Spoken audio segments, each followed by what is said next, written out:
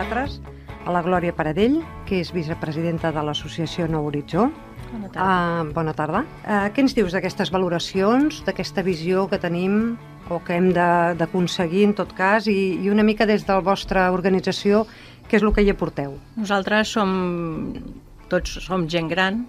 De fet, ens autogestionem. Només tenim una persona que treballa 4 hores en el despatx per treure tot el tema burocràtic i després tota la resta ens ho portem a nivell de voluntaris.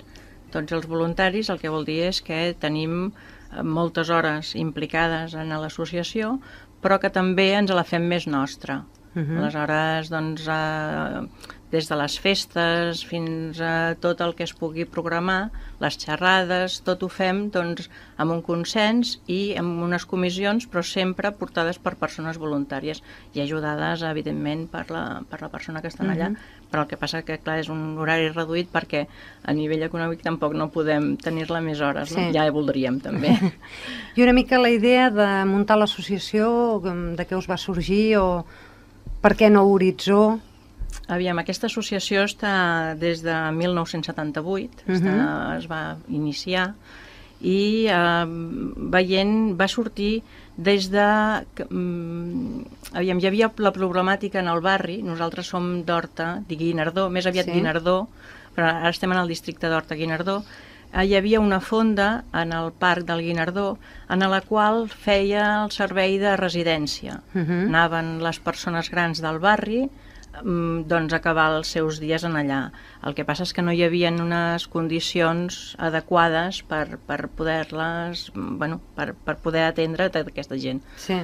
Va sorgir d'una parròquia, de la parròquia de Santa Isabel, doncs va sortir un grup de persones que en aquell moment van reivindicar que aquesta fonda es convertís en una residència i s'ha convertit en una residència municipal. Hores d'ara encara està funcionant com a residència... Com a residència de la tercera edat. Sí, municipal, que no n'hi ha gaires. Em sembla que a Barcelona som 4.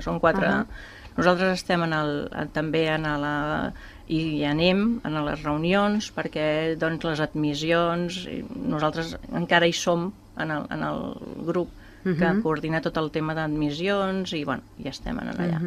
Va sorgir principalment per això. Després es va veure la necessitat també que la gent gran tingués un punt on reunir-se, que la gent gran podés portar a terme les seves inquietuds i així hem anat fins avui.